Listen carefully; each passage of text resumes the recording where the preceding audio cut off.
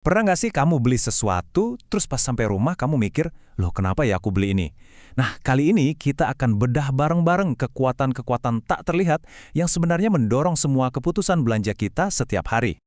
Setiap hari, kita membuat ratusan pilihan. Tapi sadar atau enggak, di balik setiap pilihan itu ada dunia tersembunyi. Dunia yang isinya psikologi, tekanan sosial, dan budaya yang semuanya ikut campur tangan dalam setiap barang yang masuk ke keranjang belanja kita. Oke, perjalanan kita mulai dari hal paling simpel, rutinitas pagi. Begitu alarm bunyi, bahkan sebelum kita benar-benar sadar, pilihan pertama kita sebagai konsumen itu udah dipengaruhi sama kekuatan-kekuatan dari dalam diri kita sendiri. Semuanya berawal dari sini nih, perbedaan mendasar antara kebutuhan dan keinginan. Kebutuhan itu simpel, kita lapar. Tapi keinginan, nah itu lebih spesifik. Keinginan itu adalah cara kita memenuhi rasa lapar yang udah dibentuk sama budaya dan pengalaman kita. Misalnya, pengennya burger keju, bukan cuma sekadar makanan. Coba deh bayangin pas kita milih sereal buat sarapan. Seringkali itu bukan cuma soal rasa loh, tapi ada yang namanya keterikatan nostalgia. Kita milih sereal itu karena secara nggak sadar, sereal itu ngingetin kita sama masa kecil, sama versi diri kita di masa lalu. Dan para brand itu tahu banget soal ini. Mereka sengaja memanfaatkan nostalgia, karena mereka paham kalau kenangan itu seringkali bikin masa lalu kelihatan jauh lebih indah. Perasaan hangat inilah yang kemudian kita hubungkan dengan produk mereka. Nggak cuma itu, bahkan indera kita juga punya peran besar. Contohnya, warna kemasan. Warna itu bisa banget mengubah ekspektasi kita terhadap rasa sebuah produk, bahkan sebelum kita sempat mencicipinya. Ini contoh yang keren banget soal kekuatan indera kita. Mungkin ya, kemasan merah itu ngasih sinyal rasa yang pedas atau kuat, jadi rasanya aneh buat keju yang namanya putih. Ketidakcocokan yang kelihatannya sepele ini ternyata bisa bikin bingung konsumen dan hampir bikin produknya gagal total. Oke, sekarang konsumen kita ceritanya keluar rumah. Dan begitu dia melangkah keluar, dia langsung masuk ke sebuah matriks. Matriks pesan-pesan iklan yang semuanya berlomba-lomba buat narik perhatiannya. 3.500. Coba bayangin, kira-kira sebanyak itulah pesan iklan yang ngebombardir kita setiap satu hari. Dari baliho di jalan, iklan di media sosial, sampai jingle di radio. Ya pantas aja otak kita kewalahan dan akhirnya harus cari jalan pintas. Nah, biar nggak pusing sama semua pilihan itu, otak kita secara nggak sadar sering ngikutin proses 5 langkah ini. Mulai dari sadar kalau kita butuh sesuatu, cari-cari info, bandingin pilihan yang ada, sampai akhirnya milih satu produk dan nge-review pilihan itu setelahnya. Dan tergantung sepenting apa keputusannya, kita bakal ngambil satu dari dua jalur pikiran ini.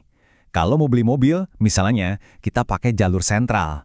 Mikirnya logis, bandingin fakta. Tapi kalau cuma mau beli permen di kasir, kita pakai jalur periferal yang lebih cepat.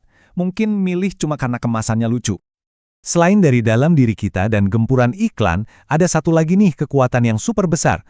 Orang-orang di sekitar kita. Baik itu di dunia nyata maupun di dunia online. Jawabannya udah jelas kan? Pasti teman. Inilah inti dari yang namanya pemasaran dari mulut ke mulut atau word of mouth. Rekomendasi dari orang yang kita percaya itu seringkali jauh lebih ampuh daripada iklan semahal apapun. Pengaruh sosial ini bentuknya macam-macam. Ada kekuatan ahli, contohnya pas dokter gigi nyaranin merek pasta gigi tertentu. Ada juga kekuatan rujukan. Nah ini yang lagi kenceng banget. Yaitu pas kita beli sesuatu cuma karena influencer favorit kita pakai barang itu. Masing-masing punya cara sendiri buat mempengaruhi kita. Di zaman sekarang, kekuatan sosial ini jadi makin dahsyat berkat apa yang disebut revolusi horizontal. Artinya, komunikasi itu nggak lagi cuma dari atas ke bawah, dari brand ke kita, tapi menyebar ke samping, antar jutaan pengguna.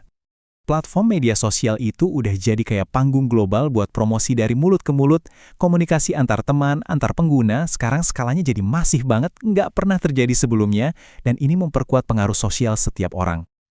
Sekarang, ayo kita coba lihat dari kacamata yang lebih luas lagi. Kita lihat gimana budaya tempat kita tinggal itu bisa mengubah kegiatan belanja sehari-hari jadi sebuah ritual yang penuh makna. Coba deh pikirin ritual ngasih kado. Itu kan bukan sekedar transaksi jual-beli ya, ada langkah-langkahnya. Kita cari barang yang sempurna, kita lepas label harganya, terus kita bungkus yang rapih. Setiap langkah itu secara simbolis mengubah sebuah barang biasa jadi sesuatu yang personal dan spesial. Barang yang kita beli juga sering jadi penanda ritus peralihan dalam hidup kita. Contohnya wisuda, kita melepaskan status mahasiswa, masuk ke masa transisi, terus gabung lagi ke masyarakat sebagai seorang profesional, Dan ini seringkali ditandai dengan pembelian barang-barang tertentu, kayak baju kerja pertama kita. Terakhir, budaya kita juga tanpa sadar membagi barang konsumsi jadi dua jenis, sakral dan profan. Gaun pengantin misalnya, itu sakral, disimpan baik-baik, diperlakukan dengan hormat. Beda sama celana jeans yang kita pakai sehari-hari, itu termasuk profan, sesuatu yang biasa aja. Oke, jadi setelah kita ngikutin perjalanan konsumen kita seharian penuh, jadi jelas banget ya, kalau keputusan buat membeli sesuatu itu ternyata nggak sesederhana kelihatannya. Jadi, yang perlu diingat adalah ini. Setiap pilihan yang kamu buat, itu bukan keputusan tunggal, tapi hasil dari sebuah jaring yang rumit, yang ditenun dari psikologi dalam dirimu, gempuran marketing di luar sana, pengaruh teman-temanmu, dan bahkan program budaya yang udah tertanam sejak lama. Nah, setelah kamu tahu semua ini, kamu nggak lagi jadi penonton pasif. Kesadaran ini adalah langkah pertama buat kamu bisa memegang kendali dan benar-benar paham alasan dibalik semua barang yang kamu beli.